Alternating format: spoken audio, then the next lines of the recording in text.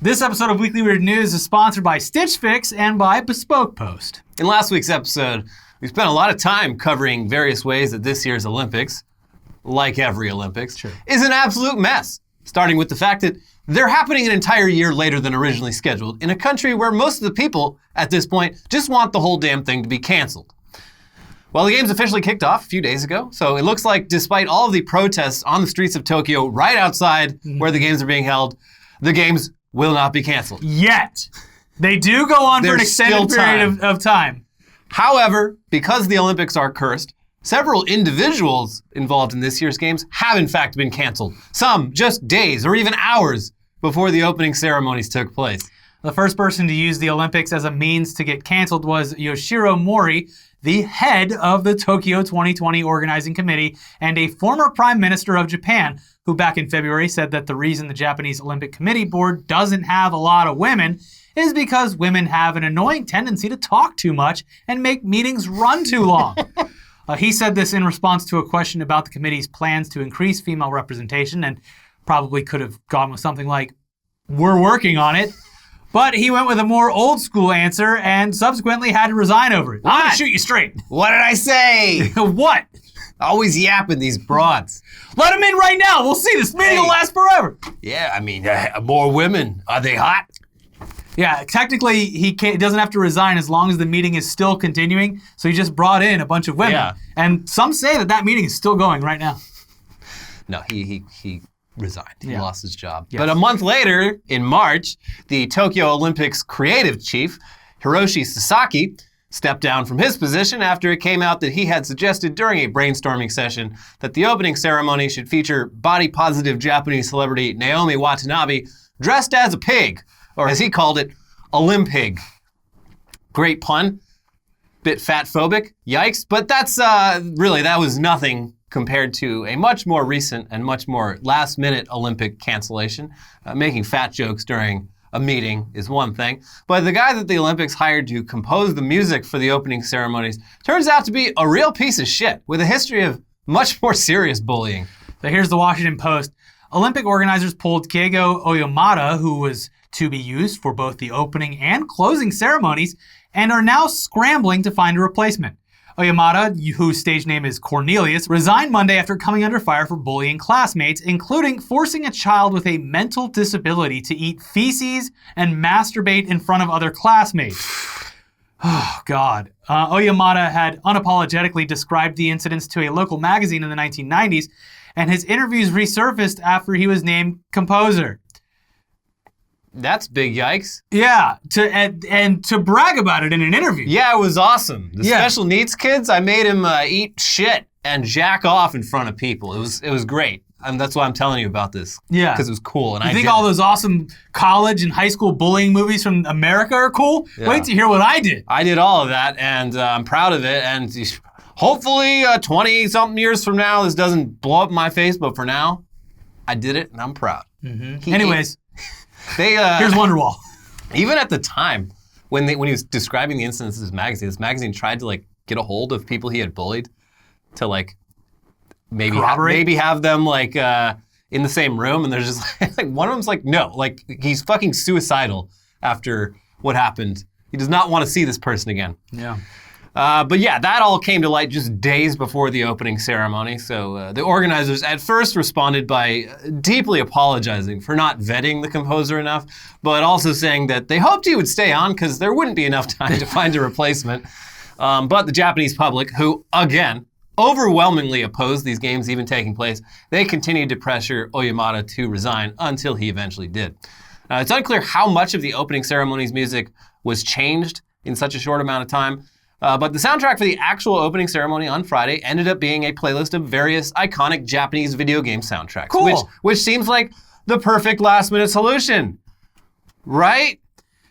Well, even the decision to go with video game music wasn't without controversy. On the milder end of things, people were confused about the complete lack of Nintendo music, though Nintendo is known for being overly protective of its IP. But on the more serious end of things, a lot of people pointed out that if Keigo Oyamada's history of bullying made him unfit for the Olympics, then why did the ceremony open with music from Dragon Quest composed by Koichi Sugiyama? because, that guy's pass is also extremely controversial.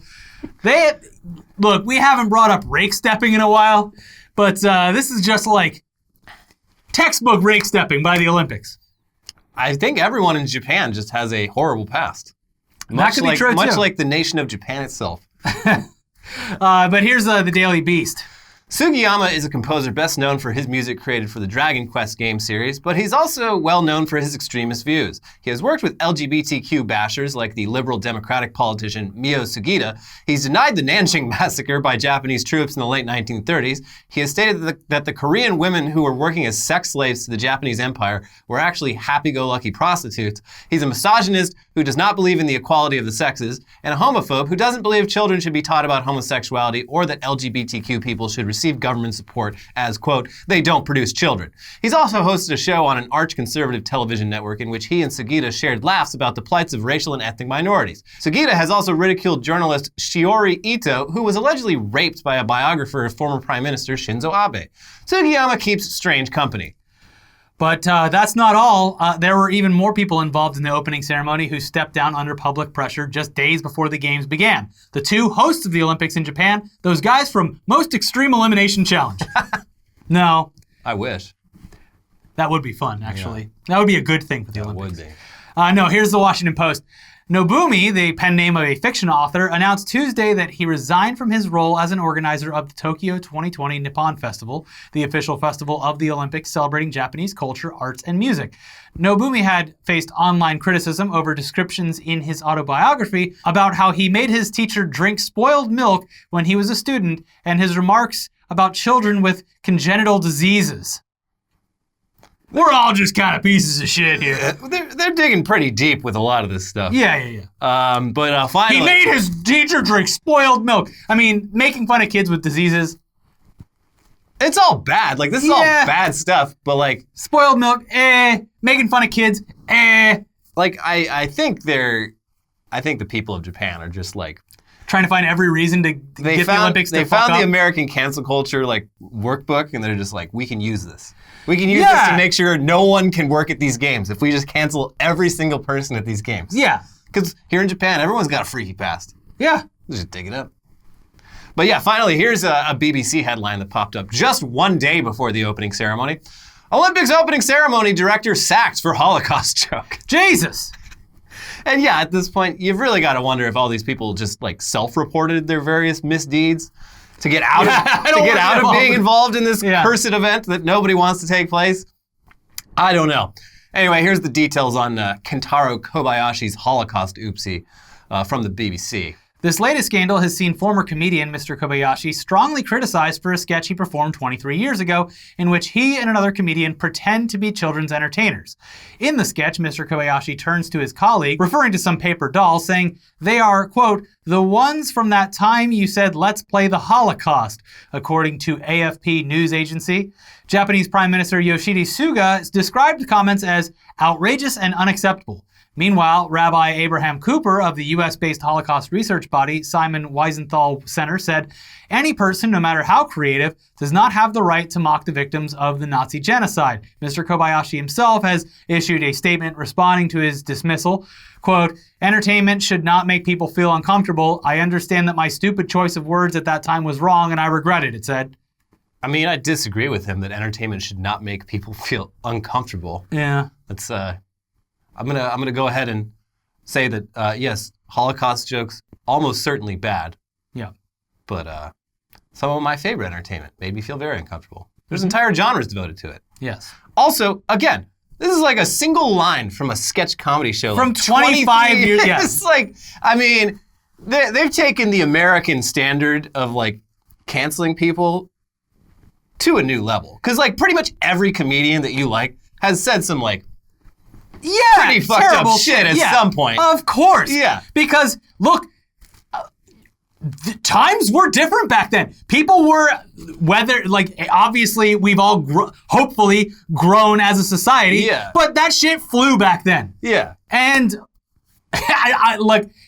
maybe it's because everyone is either trying to sabotage the Olympics. I think that's what it is. Or the fact that the Olympics are put on this unattainable pedestal of you have to be the most pure person to be involved with it, despite the Olympics themselves having numerous shortcomings. Yeah, it's all very weird. It's like they only want people who are perfect to be involved. It's like the same thing that we're all going to live through in America when deciding politicians in the next 40 years. Zoomer president. Yeah, it's gonna be nuts. A lot of TikToks to dig through. Yeah.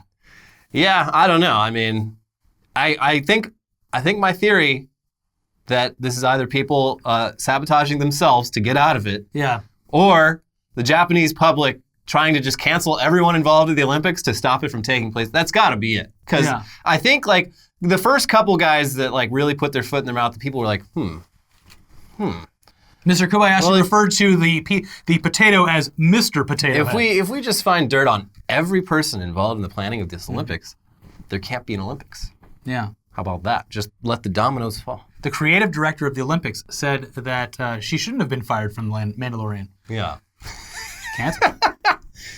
Anyways, in other Olympics shit show news, a weightlifter from Uganda who was in Tokyo participating in qualifiers decided that after he failed to qualify, he was just going to go AWOL in Japan.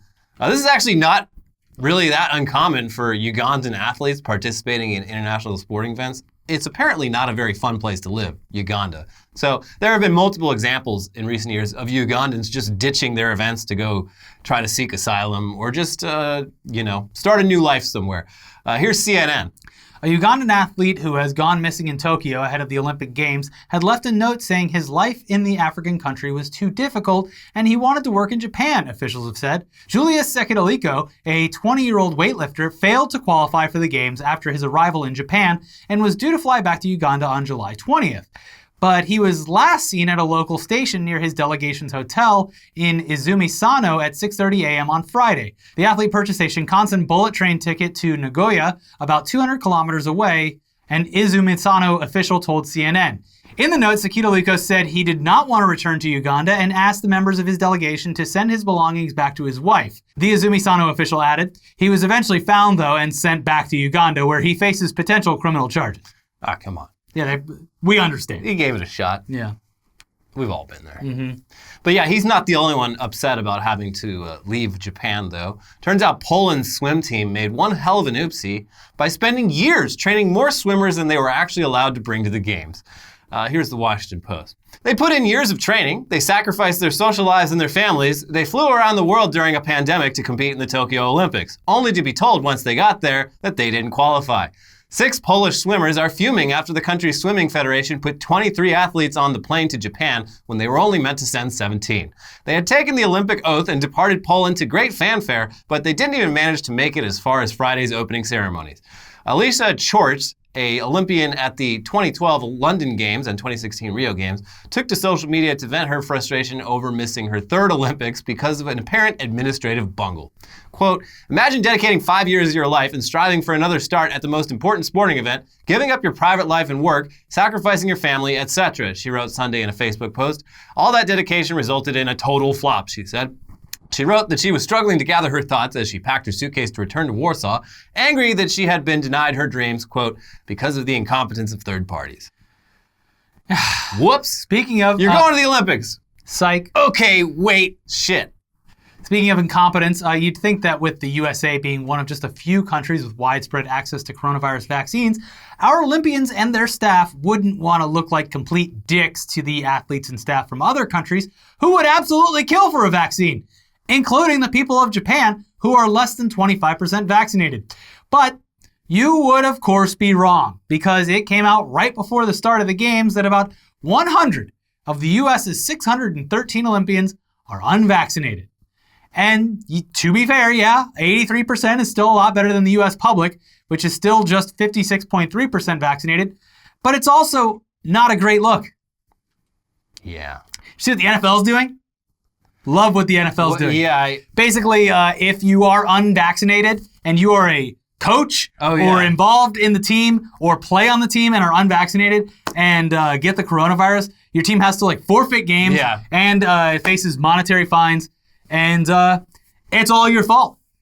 That's great. All I saw was that one guy being like, that's a HIPAA violation. It's a HIPAA violation to ask me if I'm vaccinated. Insane. But speaking of not a great look, here's the Associated Press. The chiropractor for the American women's wrestling team has apologized after comparing Olympic COVID-19 protocols to Nazi Germany in a social media post.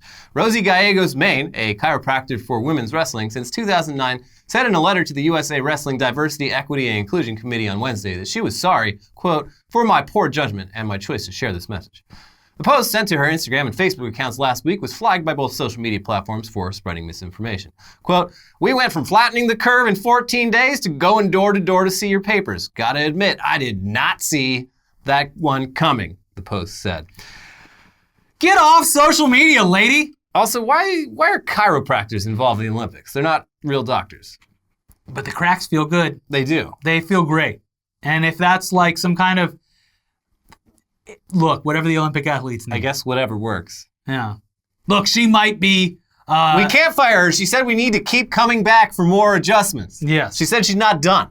It's been like 9 years, so I'm sure she's getting close. Look, the back cracks feel good, and the neck cracks feel even better. She said it's only going to be beneficial if we continue to do these adjustments on a regular basis forever. And it's not a grift. That's just how it works.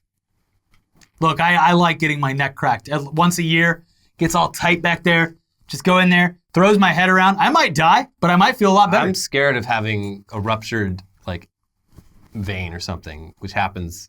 It happens. It's very rare, but it happens. There's just like, psst, and then just your brain bleeds on the inside. Yeah. No, worth the risk though. Nah. I'll just continue doing very moderate amounts of yoga at home. Yeah, and sleeping on my purple pillow. Yeah. In case you need an update on how the COVID situation at the Olympics is going, it's not great, though it would undoubtedly be a whole lot worse if they'd gone through with allowing spectators. As of Saturday, the total number of positive cases was 127, with 14 of those being athletes and the rest being Olympic staff and contractors. There's no word on whether any of these cases are severe, but thanks to regular testing, they're at least being caught very quickly. Honestly, out of nearly 12,000 athletes and probably at least as many staff members, the numbers so far are very low, at least by our humble American standards. Yeah. But did you see a snow leopard at the San Diego Zoo caught the virus? Oh, no. Yeah. We must do something about this. Yeah. I thought they were going to vaccinate all their animals down there. I think it's crazy that it contracted it. It had to be from a trainer or something. Yeah, I don't know. There was like tigers getting it at the beginning. There's a gorilla that got it. Yeah. Man.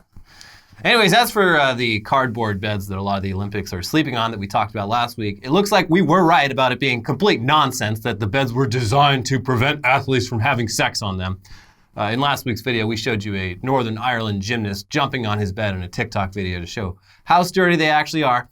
And sure enough, as more athletes arrived in their dorms, many more of them took advantage of this free hashtag content and created a shitload of TikTok videos demonstrating the bed's structural integrity. Now they've really shot themselves in the foot because this rumor or whatever leaked, or not leaked, but it got spread around that these were like anti-sex beds. Now it's just like, thank goodness they are actually structurally sound, because every athlete is like, oh, yeah. Look, slam. Yeah, I mean, but it's almost like this rumor was created simply to give the athletes something to post about during what will likely be the most boring Olympics they've ever participated in. Yeah, they kind of need the social media marketing. Like I turned on NBC Sports on Friday, mostly to look for the opening ceremony, which I could not find online. And when I finally found it on NBC, they were like rebroadcasting it later at night. And it was just like them introducing the countries. I didn't see any of the fanfare. They also, the way they cover it, I didn't see this year's except for highlights, but the way they cover it every single time is so annoying. They just like close-up shots on Americans for the entire ceremony, like not even paying attention to like the actual ceremony, the thing I want to see. Well, so the only sport that I've even seen so far, look, I don't even care enough to look up a schedule. I was just seeing what was ever on NBC Sports, was women's softball, Olympic softball. And at least the game I saw, Friday morning or something, the Americans beat the shit out of those stupid Canadians. Good. Yeah. Stay out of our sport. Yeah, you stupid Canadians. Get your own, what do they got? Hockey? Yeah. Yeah, go play hockey, you Go Canadians. play hockey. You got another Olympics for that. Yeah. I don't know. Take off, eh? I did look up, apparently a lot of the Olympics are streaming on Peacock, which I think sucks. I mean, it's nice for, like, if you're going to watch stuff that wouldn't be normally on, but I feel like there should be more Olympics on NBC right now. Yeah. There's multiple hours of local news on yesterday. Yeah, that's fucking annoying. Yeah, they got the contract for the whole thing. They're the only ones that can broadcast in there, and they're like, well, if you want to see most of this, you're going to have to get the app. Get Peacock. Fuck you. How much do you love the Olympics? Ugh, not that much. Moving on now to just a little non-Olympics news before we get to the headlines part of the show. Senator Rand Paul recently held a Rand Paul town hall, and it produced this lovely moment. For that, we'll go ahead to our next question now. Mrs. Alexis Toon, you are live with the senator. You can go ahead and ask your question. Hi, Senator. I am a proud Kentucky citizen, and I just wanted to tell you to get fucked. All right, we'll go ahead to our next question. It's still no, like, suck my dick and choke on it, I yield my time. Yes, that was pretty good, though. Good, yeah. And he also got pretty well vocally backhanded by Fauci this week. He was like, I want to go on record and say you're full of shit, basically. Yeah, Rand Paul's like trying to get Fauci like arrested or some shit. It's so stupid. It's all theater. The whole plan with everything Rand Paul's saying about what the whole lab coronavirus thing is literally just to plant the seed of people being like, well, there's this thing floating around, and it's like, no. He literally directly answered the question for you and had to do it twice because he wouldn't listen. He's such a clown. Yeah. Anyways, in similar news to the clip you just saw, the dream team of Representatives Matt Gaetz and Marjorie Taylor Greene, they stopped down here in Southern California last weekend as part of a national fundraising tour that has apparently just been burning through way more money than it's generating, which is odd for a fundraising tour. But it produced this lovely interaction between Matt Gaetz and one of his most diehard supporters.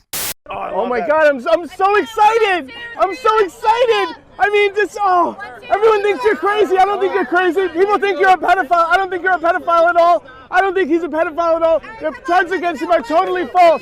They're totally false. Oh my God. Okay, yeah, so no. That guy's not actually a Matt Gaetz supporter. But he seems so authentic. He's a comedian named Walter Masterson who hates Matt Gaetz. But he's not the only one who hates Matt Gaetz. Here's some folks in Riverside who showed up outside Matt Gaetz's event there.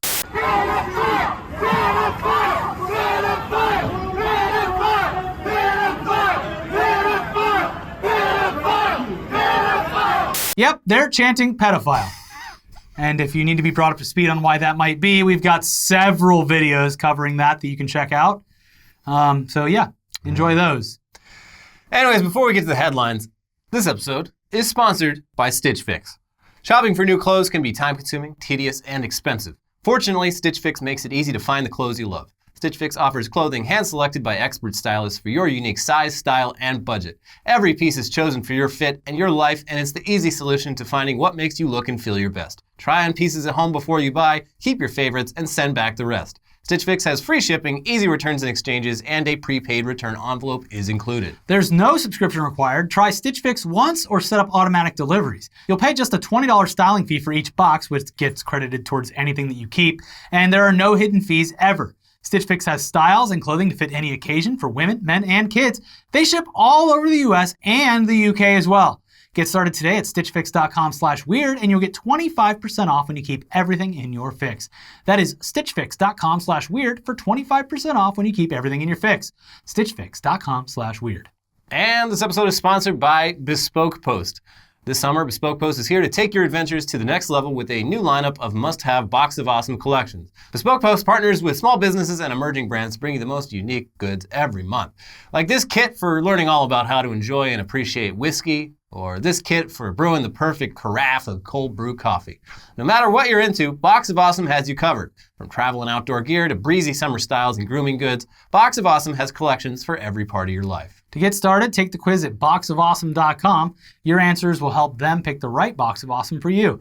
They release new boxes every month across a ton of different categories. It's free to sign up. You can skip a month or cancel anytime. Each box costs only $45 and it has over $70 worth of gear inside. You can get 20% off your first monthly box when you sign up at boxofawesome.com and enter our code WEIRD at checkout. That is boxofawesome.com, code WEIRD for 20% off your first box. Now time for the weirdest headlines of the week, starting with Donald Trump reportedly said he could beat George Washington in an election. Well, yeah, there's a lot less people back then. I mean, does anyone even remember? I beat him by tens of millions. His face might be on the money, but I got a lot of money. I've chopped down a lot more trees than that bastard. Yeah, he said he could. He actually and I beat him in a fight. He said he could even probably beat a ticket of Washington and Lincoln running together. A lot less people back then. Yeah. This is from one of there's 3 books out right now. But if you look at the votes, if you look at the tallies, it's very obvious. He did get way more votes than any of those losers from back then. Yeah, I'd say probably at least the first 10, 20 presidents combined. Yeah. Yeah, and find the lie. Looking back, they didn't have cyber ninjas back then. There's probably a lot of voter fraud. How do we know Washington even won that election fair and square? We don't know. We don't know. Mm-hmm. So, no president has ever been treated as poorly as me. Anyway, yeah, quite a claim. Might even call that a bit of an un-American claim, but I would say that is. If anyone else, president or otherwise, claimed to be more popular and beloved than George Washington, that probably set off some alarm bells among. He was a liar with wooden teeth. Among the more patriotic Americans, but not in this case. He wore a wig. My hair's real. Jimmy Fallon tugged on it. I don't see Jimmy Fallon rustling George Washington's hair. Yeah. Wasn't even alive for television. Yeah, loser. What a loser. Loser. How'd he get his message across? He didn't have Twitter. Well, now I don't have Twitter either. So I guess you could say me and George Washington have a lot in common. Yeah. We both didn't have Twitter. COVID patient in Louisiana says he'd opt for hospitalization again over vaccine. Okay. It's never going to happen. Hey, guess what? It might happen to him again. Yeah. Mm-hmm. Like, sir, you just almost died. You just came out of it. So do you feel bad about not taking the vaccine? Nope. Put me back in. He's like, I would do this all over again rather than take that vaccine. We don't know what's in it. Thank you, taxpayers, for paying my medical bills for no reason. Yep. And I'll make them pay for it again. Because COVID treatment is actually covered, so. For now. Yeah. Although I would argue that it might be in a lot of people's best interest to maybe not pay the medical bills of unvaccinated people who who are able to and healthy enough to get the vaccine and yet chose not to for political reasons. Yeah, I'm torn because I think all healthcare should be subsidized by the government. Exactly. But when that happens, you do have to take into account stuff like people making decisions which intentionally put them more at risk and more likely to need serious healthcare. I just find it a little ironic that the very people who vote against any kind of expansion of Medicare are the ones that, because of their unvaccination and higher rates of hospitalization and ICU, are getting free medical care paid for by the taxes of others because of their choices. Medicare for me, not for thee. And definitely not for all. Yeah. From my cold, dead hands. Here's a very American headline. Homeowners yell, "Have him die somewhere else," as hero lawn care worker tries to save man's life. Yeah, and guess where this happened, everyone? Yes, Florida. It happened in Florida. And this guy was having a seizure in a car, in like a moving vehicle. And the guy steered it off of the road. Well, he literally with his body stopped it from moving. Yeah. And then was trying to get into the car and immediately someone next door was like, "Get off my lawn!" Yeah. What are you doing? Tell him to die somewhere else. Literally, the quote was, "Tell him to die somewhere else." What the fuck is wrong with you? Yeah, it's real gross. He did save the man's life though. But, and no thanks to anyone else. No. This being America, though, maybe this person dies on their property and sues them. I don't know. So I don't know. I mean, It does seem pretty heartless. It's very heartless. Yeah. You should care more about other people. Yes. Go die somewhere else. Alabama city leader who used N-word in council meeting says he won't apologize and might run for mayor. I'll do it again. Here he is with his Burger King hat. Yeah. I'm both the Burger King and the mayor. It's like even worse than the headline because he basically called the mayor, who is a black woman, I believe, essentially in a roundabout way, called her the N-word. And then it was like, what? I stand by what I said. And I'm going to take your job. Yeah. Fucking nuts. And it was like, it's one of those things that racists love to be. They're like, no, I'm not saying all black people are the N-word. It's just a certain type of black person. So it's not racist. It would be racist if I was calling all black people that. But I'm using it to describe a certain type of black person. So I don't see what the big deal is. Anyway, a lot of attention I'm getting for this. I might just run for mayor. I might just do it. Mm-hmm. Yeah, I've already got the worst possible Clearly, the thing mayor we have right now doesn't like being called just a couple of slurs. We need someone in charge who's willing to say the slurs. And I would assume that this person running would probably not enjoy being mocked, made fun of, or used slurs against. Well, he's white. I mean, what do you exactly? call him a honky? Yeah, but excuse me. Yeah, exactly. He probably get real mad when people like point at a picture he posts on Instagram of his chicken that he just cooked. Where's the seasoning? Yes. How dare you? How dare you? It's delicious. This is racism. Yes. Against white people. Mm-hmm. We need to stop critical race theory. For this very reason. I season my food just fine. A pinch of salt, a little bit of pepper. And a squeeze of lemon. And a squeeze of lemon, yes. And a whole heaping spoonful of mayonnaise.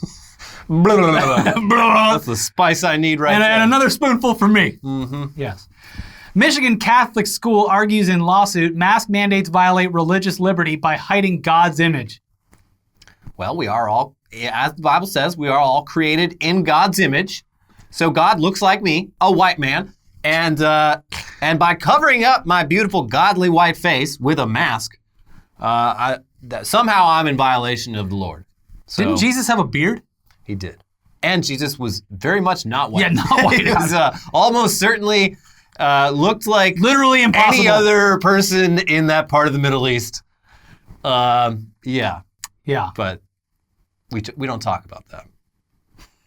Nor will we ever. Mm-hmm. Don't bring it up. But yeah, I'm excited to see how this lawsuit plays out. Americans mock the British heat wave after realizing it's only 88 degrees Fahrenheit. Yeah, losers. What the fuck? I mean, those are rookie numbers. Yeah, that is hilariously not very hot. When it's 88 here, it's like, oh, what a nice break from the normal weather. Yeah. In defense of the British, all their buildings are designed to keep heat trapped inside during most of the year when it is not hot. So, and they don't have air conditioning in their houses. Or even like half of their houses are built into hillsides, right? No, so they're fine. You're thinking of hobbits. I don't know. I'm thinking of British people. Same thing, really. Yeah. But yeah, it is. They were complaining that this was apocalyptic, and when Americans were like, they're like, what? 31 centigrade? What is? Let's run that through Google. Wait a second. Wait a second. Shut up. 88. 88. Loser. It's a bit, it's a sacrifice because during the wintertime, as we all know, every British person lives at the end of a long country road with a beautiful house covered in snow and a chimney going, with warm amber hues coming from inside the house, and a pie cooling on the windowsill, so they can deal with a little bit of heat. A meat pie. Yes, a meat pie. A delicious pie filled with like gizzards. Whatever the leftovers are. Yeah, just a bunch of leftover like digestive organs. In the summer, British people live inside of hills, and in the winter, they live in beautiful rustic cottages. Yeah, they sit by the fireplace eating jellied fishes. Delicious. Yeah. And that's why every American, like in the movie The Holiday, goes to the UK to spend Christmas there in a nice, lovely cottage. That's where Santa Claus is from. To fall in love with a local. Mm-hmm. We all do it. Yeah. First lethal attacks by chimpanzees on gorillas observed. They're at war. It's wild. They've never seen this before. Mm-hmm. The chimpanzees, they had the strength in numbers, They did. They I was killed. going to ask if they had weapons or something. Gorillas. No, they just had strength in numbers, and they did manage to kill some gorillas, although the gorillas they killed were babies. They literally pulled baby gorillas from their mothers. It's fucked up. But yeah, they've never seen like gangs of chimps attack like a family of gorillas before like this. And the reason is because climate change is making their food supply that they usually have plenty to share between the species. There's just not enough of it anymore. So yeah, probably going to see a lot more of this. It's they need to understand that apes together strong, and stop fighting each other and fight the real enemy, man. Hedge fund managers. Yeah. They're coming for you. Yeah. Man calling libraries and masturbating to a Supreme Court opinion. Yeah, he's calling them up.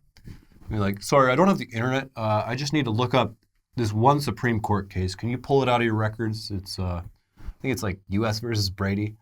It's a really weird one. It's a case, a Supreme Court case from the '60s about how cops have to, or prosecutors can't hide exculpatory evidence. Elliot, stop! You're gonna make me come. Yeah, this guy, he's been calling law libraries like across the country, and they're like, yeah, okay, sure, I'm a librarian. I'm the nicest person around. I live to serve the community.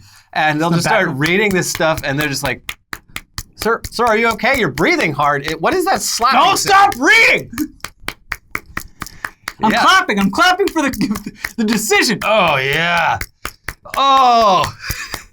Meeting adjourned. Court is adjourned. So yeah, I mean, everyone's got a fetish, I guess. Yeah.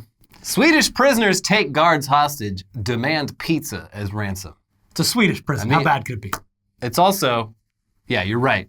Their prisons are like resorts compared to what we have. But yeah, I guess if you haven't had pizza for a long time, I would go a little insane. Problem is, though, Swedish do some weird shit with their pizzas. One of their favorite ones has bananas on it.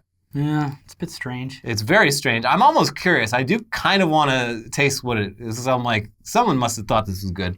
So they have freakish pizza shit like with that. marshmallow and bananas. The old pizza fluffer nutter. Yeah.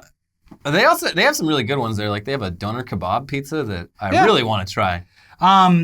Sweden, at least Stockholm, the last time I went, might have been changed. Maybe coronavirus wiped it out. But Sweden was one of the last places with fine dining sit-down Pizza Hut. Oh, what? Yeah. With like the chandeliers. It was nice. Like not even like the American one with like the red cups or anything. It was like fine dining. You go in, you sit down. I don't think I ever had the chance to go to one as a kid. Really? Yeah, because like in my town, like there was like more, we had like Round Table, we had more like local California. Yeah, like there was Pizza Huts, but I think it was like more expensive than the other like you had like Shakey's and like a bunch of, So like, yeah, you know, after like soccer games and stuff, we'd go to like, we never went to Pizza Hut. Yeah, Pizza Hut dominated my life as a child. I was part of Book It, where you'd read the books and get free personal pan pizzas. Yeah, it's mind-blowing. There's a bunch of like YouTube videos covering. There's still one in like Ohio or something. Yeah, it was a fine, it was like a treat for the family. Yeah, it wasn't like fine dining. But there was a jukebox, there was an arcade, salad bar. They'd bring out a little thing for your pizza. You'd have the shakers and the red cups, the beautiful, not chandeliers, but like hanging lights. There's still like... But Stockholm, last time I was there, had like a sit-down, very nice Pizza Hut. You can find artifacts from Pizza Hut on eBay. Yeah. Occasionally like ashtrays and stuff, and the chandeliers, the seats. Yeah. It's... We got to go to the one in Ohio before they shut it down, just like that Blockbuster. Yeah. Yeah. And final headline, Argentine health ministry needs 10,000 wooden penises for educational purposes. Nothing sexual. It's only for education. I need 10,000 wooden dicks. What's the curriculum? Sex education. Oh, okay. We need to be able to show a condom, how it goes on, and the people up north in America, they use bananas. Not realistic.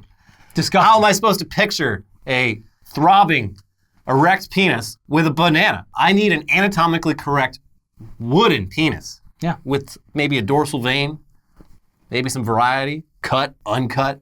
Because a banana, first of all, you're not going to eat the banana after you put the condom on it.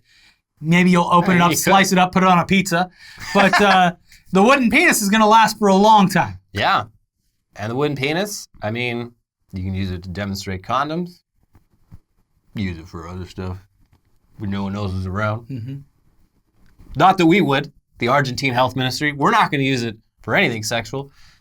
We just need the most realistic fake penises you've got. There's a widespread outbreak of people coming in with splinters in their vaginas and assholes. Yeah. Yeah. Yeah. Ugh. Make sure that put a good coat of polyurethane. Are they asking for balls on it as well? I mean, the picture in the news article did feature balls. I don't know. It's going to cost extra. The balls are extra. The balls are extra. Big wooden balls. Mm-hmm. All right, well, that's it for this week's episode. If you haven't seen yesterday's or the most recent episode of News Dump, a good friend from Internet Today history is back, makes a special appearance. Yeah. Kind of a bummer, but Phil appeared on the episode, so check that out. Unannounced, he dropped right in. Yeah, he dropped into the edit. Literally took over the airwaves. Yeah. And then the most recent episode of Tech News Day as well. Check both of those out, and we'll see you in a couple days or so for some more. What did we make? Content? I don't know. It's hot in here. Content. Bye. Bye.